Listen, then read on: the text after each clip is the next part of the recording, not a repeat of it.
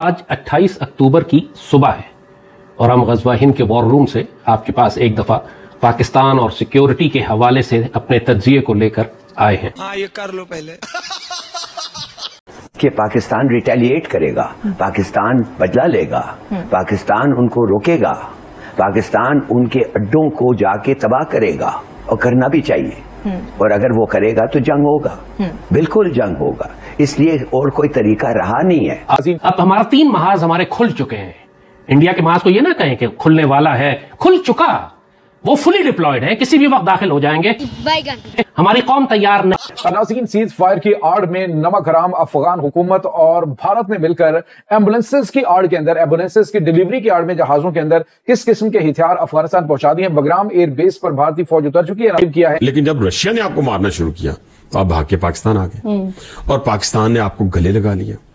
آپ نے یہاں پہ جائیدادیں بنا لی، آپ نے یہاں بڑے بڑے کاروبار بنا لیے ہم سے، اور یقین مانے ہمارا اتنا بڑا دل تھا پاکستانیوں کا، مسلمانوں کا، ان کی جنگ کو کہ ہمیں معلوم ہی نہیں ہوتا تھا راول پنڈی اسلام آباد کے اندر کون افغانی ہے اور کون پاکستانی ہے۔ افغانستان کے معاملات آپ کو نظر آ رہے ہیں جنگ کی شدت میں، اس میں بڑی تیزی آئی کیونکہ بھارت نے افغانستان کی باقاعدہ مدد کی۔ جو وزیر خارجہ کا دورہ تھا ان کا حالیہ، یہ 2021 کے بعد پہلی دفعہ اعلیٰ ترین افغان حکومت کا دورہ تھا۔ یاد رکھیں ٹیکنیکل مشن بھارت اپنے وہاں کھول رہا ہے۔ خبریں سامنے آ رہی ہیں وہ یہ ہے کہ اس وقت جو بھارت کی آسام رائفلز ہیں، جو خاص طور پہ ان کی ڈرونز آپریٹ کرنے والی فورسز ہیں، وہ بگرام ایئر بیس پہ اتری ہیں، اور بگرام ایئر بیس کے ارد گرد موجود بتایا جا رہا ہے کہ وہ امریکہ کی جانب سے وہاں پہ چھوڑے جانے والے 12-13 جو ڈرونز ہیں ان کو ایکٹیو کر رہے ہیں، ان کو انہوں نے ایکٹیو۔ لیکن ظلم کی انتہا دیکھیں کہ انہوں نے پاکستانی پرچم کو پاؤں تلے روندا، انہوں نے پاکستان کو گھالی۔ ان کے نظریہ ایک ہے، ان کی سوچ ایک ہے، اس سوچ کی بنا پہ یہ پاکستان کے جو سابقہ ٹرائبل ہیں، جو موجودہ جنوبی اضلاع ہیں، ان میں حالات خراب کیے جا رہے ہیں، اور اب ان کی ڈیمانڈ بھی یہی ہے کہ ہم طالبان طرز کی ان قبائل میں، ان جنوبی اضلاع میں جو ہے وہ طالبان طرز کی شریعت جو ہے وہ نافذ کرنا چاہتے ہیں، ہمیں کھلی چھوٹ دی جائے تو ہم امن معاہدہ کرنے کو تیار ہیں۔ یہ بھی جب آپ لوگوں کو پالتے ہیں، ہتھیار اور پیسے ان کو ادھر ملتے ہیں، اور وہ ہماری جگہ ہمیں آ کے مارنا چاہتے ہیں، اور آپ کچھ نہیں کرتے ہیں، تو پھر ایک ہی طریقہ ہے،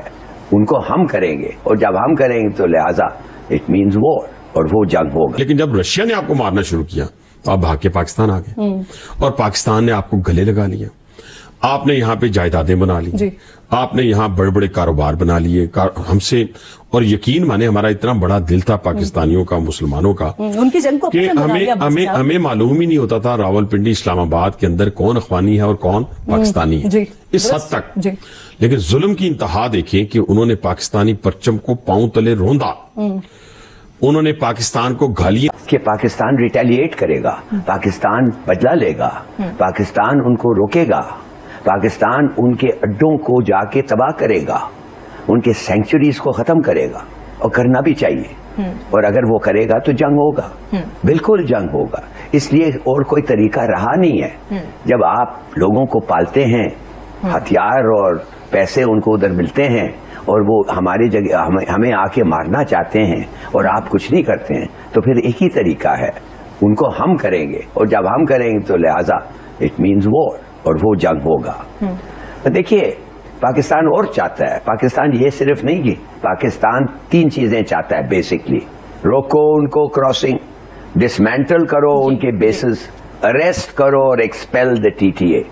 اگر یہ نہیں ہوگا تو جیسے بھی آپ کتنا بھی دیر لگیں، ایک نہ ایک دن جنگ ہوگا، اور ہونا بھی چاہیے، اس لیے we can't continue like this. لیکن افغانستان میں تھے اس وقت امریکنز ہمارے لیے زیادہ بڑا خطرہ تھے،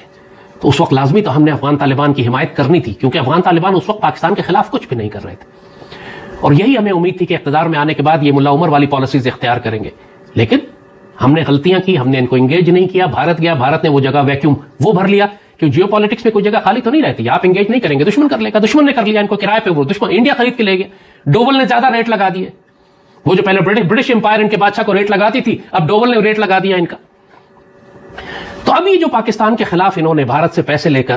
جہنم کے کتے اور خوارج بھیجنا شروع کیے ہیں، یہ اتنی بھاری رقم لے چکے ہیں بھارت سے کہ یہ انکار کر ہی نہیں سکتے اس کو، اور بھارت نے اتنی لالچ دی ہوئی ہے ان کو کہ اربوں خربوں روپیہ میں تمہیں ڈالرز میں دوں گا، ان کے منہ سے رال ٹپک رہی ہے۔ تو اس وقت جب ہم بات کر رہے ہیں، یہ ویڈیو ریکارڈ کر رہے ہیں، تو ترکی میں پاکستان اور افغانستان کے درمیان مذاکرات ہو رہے ہیں، کئی 3-4 دن ہو چکے ہیں مذاکرات ہوتے ہوئے، لیکن میں نے آپ کو پہلے بتایا تھا کہ بے شک جو مرضی یہ وعدہ کر لیں، جو مرضی یہ قسمیں کھا لیں، ان پر ہم اعتبار نہیں کریں گے، کیونکہ یہ پرلے درجے کے کذاب اور مکار لوگ ہیں، اور اتنا پیسہ لے چکے ہیں انڈیا سے، اتنی ان کی نفرت ہے پاکستان کے خلاف کہ ہم کو اب سیریسلی افغانستان کے خلاف جنگ کرنے کے لیے پوری طرح تیار ہو جانا چاہیے، بلکہ ہم کو جنگ روکنی ہی نہیں چاہیے تھی۔ افغانستان کے معاملات آپ کو نظر آ رہے ہیں جنگ کی شدت میں، اس میں بڑی تیزی آئی، کیونکہ بھارت نے افغانستان کی باقاعدہ مدد کی۔ یہ جو وزیر خارجہ کا دورہ تھا ان کا حالیہ، یہ 2021 کے بعد پہلی دفعہ اعلیٰ ترین افغان حکومت کا دورہ تھا۔ یاد رکھیں ٹیکنیکل مشن بھارت اپنے وہاں کھول رہا ہے، قونصل خانے جو 4 سال سے بند ہے۔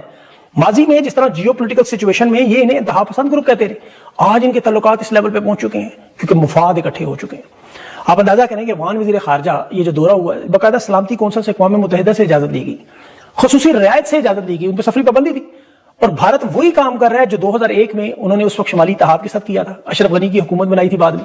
اور بھارت کا یہاں پہ بڑا گہرا تعلق کہ یہ وائلیشنز جو ہوتے ہیں یہ ویریفائی کیسے ہوں گے، کون کرے گا؟ کیا کوئی فورس ہوگا کہ آبزرورز ہوں گے کہ آپ ہوگا کہ دونوں ملکوں کے کچھ درمیان کچھ ہوگا؟ کیا ہوگا، کیسے ہوگا؟ سو نمبر 1 کہ وائلیشنز کو ویریفائی کیسے کریں گے۔ دوسری بات، ڈسپیوٹ ریزالو کیسے ہوگا؟ اور ڈسپیوٹ بھی آپ کا کام ہے، آپ بیٹھیں اور آپ نے سالسی کی یہ کی ہے، آفر کی ہے اور کر رہے ہیں آپ، now you sit down and tell us how you intend to resolve this dispute. اور انہوں نے یہ بھی ٹھیک کہا ہمارے ڈیفنس منسٹر کے کہ بھائی ان آسکنگ فار دس، اس نے کہا انگریزی میں، we are not asking for the moon, ہم تو وہی پوچھ رہے ہیں ٹی ٹی اے سے جو انہوں نے وعدہ کیا تھا دوحہ میں، تو اب آئیں بڑے اور یہ سب کام کریں۔ یہ موجودہ حکومت کے ساتھ پاکستان کے تعلقات خراب ہونے میں وہ فائدہ اٹھا رہے ہیں، بہت بڑا فائدہ اٹھا رہے ہیں، ورنہ ان کے تو سفارتخانوں میں، کابل میں، ہرات میں وہاں حملے ہوتے رہے۔ اب چونکہ پاکستان پھنسا ہوا چین، امریکہ، سعودی عرب کے ساتھ تعلقات بیلنس کرنے کے چکر میں مل کچھ بھی نہیں رہا، اور بھارت جس کے تعلقات روس سے ہیں، اور روس وہ ملک ہے جس نے افغان طالبان پہلا ملک جو تسلیم کیا وہ نے حکومت کو باضابطہ۔ اب بھارت کے ساتھ جو شراکت داری افغانستان کی ہے اس میں آپ دیکھیں کہ وہ انہیں پارلیمنٹ تک بنا کے دے رہے ہیں، دریا کابل پر ڈیم بن رہے ہیں، پھر سکول، سڑکیں، اسپتال بن رہے ہیں، اور اس میں جو بڑی اہم چیز ہے جو وہاں جو نایاب معدنیات ہیں اس کے شعبے میں بھارت سرمایہ کاری کر رہا ہے۔ ابھی بھی ہم کو چاہیے کہ ہم ان کو مارنا شروع کر دیں، کیونکہ انہوں نے تو جہنم کے کتے بھیجے ہوئے ہیں، بی ایل اے بھیجی ہوئی ہے، روز پاکستان میں جہنم کے کتے اور بی ایل اے حملے کر رہی ہے پاکستان پہ، جنگ تو نہیں رکی، افغان طالبان خود تو حملے نہیں کر رہے، لیکن جس کی وجہ سے ہماری جنگ ہوئی افغان طالبان سے، جو پراکسی ایلیمنٹس ہیں، جن کے ٹریننگ کیمپس افغانستان میں ہیں، جن کو لانچ وہ کرتے ہیں، وہ تو ہمارے خلاف جنگ کر رہے ہیں، تو ہم کیوں رک گئے؟ ہمیں نیگوسیشنز ہوتے رہے، بات چیت چلتی رہے، ہمیں ان کو مارتے رہنا چاہیے، وی شوڈ ناٹ اسٹاپ۔ یہ بہت بڑی اسٹریٹجی مسٹیک ہم کر رہے ہیں کہ ہم نے جنگ روک دی، نیگوسیشنز کے درمیان بھی جنگ ہو سکتی ہے، دشمن تو کر رہا ہے نا، وہ تو نیگوسیشنز کے درمیان جنگ کر رہا ہے، تو آپ نے مذاکرات کے درمیان جنگ کیوں روک دی؟ ہمیں جنگ کرنی چاہیے، اور جیسے ہم نے کہا کہ اب ہم کو 3 محاذوں پر جنگ کرنی پڑے گی۔ افغانستان سے تو کھلی جنگ آ رہی ہے، اندر ہمیں انٹرنل انسرجنسیز ہیں، ہماری لو انٹینسٹی کانفلکٹ ہے جو ہماری سرحدوں کے درمیان لڑا جا رہا ہے، اب تو انفیکٹ یہ بھی ہائی انٹینسٹی کانفلکٹ ہو گیا کہ جب آپ ایئر کرافٹ، ڈرون اور ٹینک لے کے آ جاتے ہیں تو اب یہ لو انٹینسٹی کانفلکٹ تو نہ ہے۔ وہ چونکہ ہتھے چڑھ گئے ہیں ایک مکار دشمن کے اور ایک مکار شخص کے جس کا نام مودی ہے، اور اس کے جو گرگے ہیں جس میں سے اجیت دوول ہے، جس میں شنکر ہے، تو اس لیے وہ طالبان نہیں ہیں جنہیں ہم جانتے تھے۔ ایک نئی پود جس نے جنم لے لیا ہے، یا یوں کہیے کہ ایک طرح سے ٹرانسفارم ہو گئی ہے۔ اب ہمیں یہ جو دعویٰ ہم کرتے تھے کہ ایک طرف ہمارا دشمن ہے، دوسری طرف ہمارا مسلمان بھائی ہمسایہ ہے، وہ مت ٹوٹ گئی ہے۔ اب ہمارے دونوں طرف دشمن ہیں جنہوں نے اپنے ہاتھ جو ہے وہ جوڑ لیے ہیں ہمیں نقصان پہنچانے کا۔ اب ہمارا 3 محاذ ہمارے کھل چکے ہیں، انڈیا کے محاذ کو یہ نہ کہیں کہ کھلنے والا ہے، کھل چکا، وہ فلی ڈپلائیڈ ہے، کسی بھی وقت داخل ہو جائیں گے۔ ہماری قوم تیار نہیں ہے، ہماری اس جنریشن نے 1971 کے بعد جو جنریشن آئی ہے، 50 سال کی ہو گئی ہے، اس نے ہائی انٹینسٹی کانفلکٹ اپنے شہروں میں نہیں دیکھا ہے۔ انہوں نے دہشت گردی دیکھی ہے، انہوں نے لا اینڈ آرڈر کے معاملات دیکھے ہیں، سیاسی پولیٹیکل پروٹیسٹ اور انریسٹ دیکھے، انہوں نے ہائی انٹینسٹی کانفلکٹ نہیں دیکھا بٹوین انڈیا اینڈ پاکستان۔ تو ہماری قوم کے لیے یہ بہت بڑا شوق آنے والا ہے، یہ جنگ اگر شروع ہو گئی تو بہت وسیع پیمانے پر ہوگی، سمندروں سے لے کے کشمیر تک پھیلے گی۔ تو پاکستانی قوم، اس کے حکمران، اس کی پاک فوج کو خاص طور پر میں کہوں گا کہ پرو ایکٹیو